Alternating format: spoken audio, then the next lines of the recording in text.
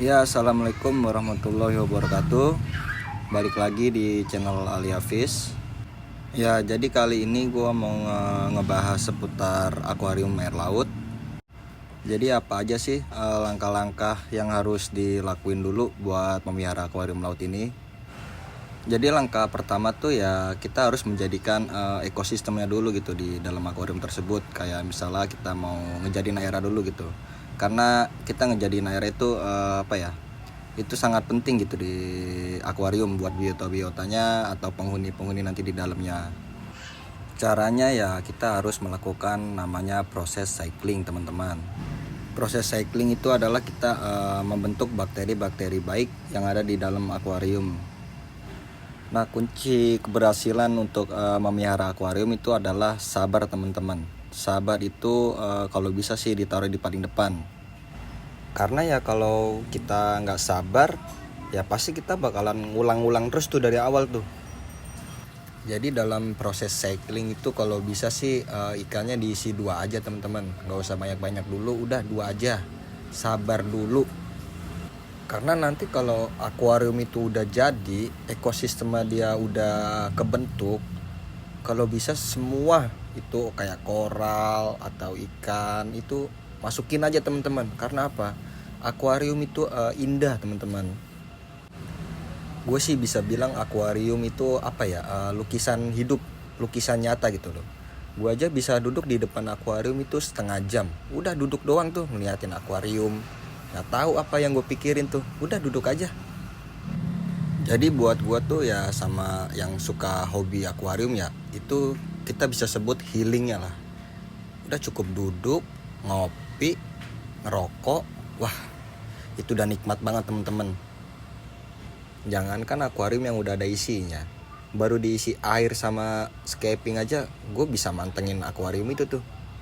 Nggak ngerti dah gue kenapa gue bisa ngeliatin air doang, padahal air doang loh yang gue liatin, tapi gue bisa betah gitu duduk di depan akuarium. Oke, lanjut. Sekarang kita kita ngebahas biota dulu ya. Kalau bisa sih buat pemula kayak gue ini, gue saranin biota itu yang gampang-gampang dulu. Contohnya tuh kayak zoa. Zoa itu gampang banget, teman-teman. Nah, di sini juga ada Karmon. Karmon ini punya temen gue, teman-teman. Jadi dia tuh nitip di sini dulu karena di tengah dia tuh lagi crash. Kalau buat gue sih Karmon tuh susah-susah gampang gitu. Terus ada cendol sama jamur blasto. Itu juga gue bisa bilang ini koral kuat ya. Ini koral dari tank gue ukuran yang 40 dulu. Itu gue pindah ke sini dan alhamdulillah sekarang masih bertahan gitu loh maksudnya. Dan dia bisa berkembang juga gitu. Dari jamuran dulu kecil itu sekarang udah gede banget, teman-teman. Itu gue bisa bilang karang yang potensi hidupnya tuh kuat dia itu di tank gue ini.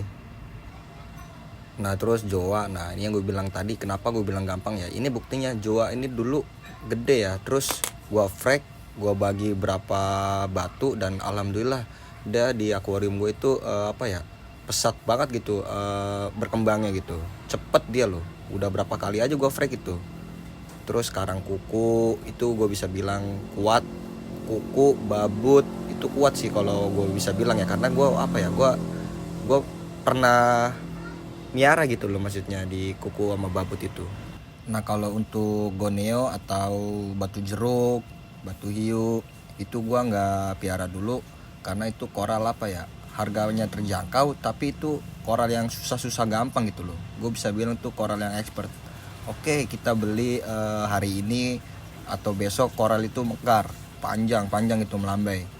Tapi coba tunggu 1 bulan atau berapa minggu deh, pasti itu koral tuh kalau airnya nggak bagus atau ekosistemnya juga belum jadi, pasti dia bakal nguncuk gitu, teman-teman. Makanya gue di sini nggak gue masukin dulu untuk si gonio dulu. Tunggulah nanti kalau udah misalnya udah 4 bulan atau udah 5 bulan baru gue berani masukin si gonio itu. Karena sayang kasihan dia kalau kita piara cuma buat mati doang gitu loh, teman-teman. Kasihan juga.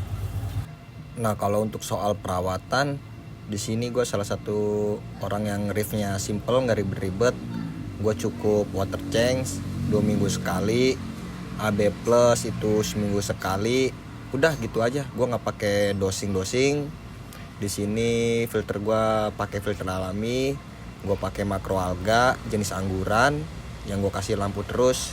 Alhamdulillah makroalganya masih hidup juga sampai sekarang dan terus berkembang. Kalau untuk lampu di sini pakai 8 jam atau 10 jam. Oke, sekian dulu untuk hari ini teman-teman.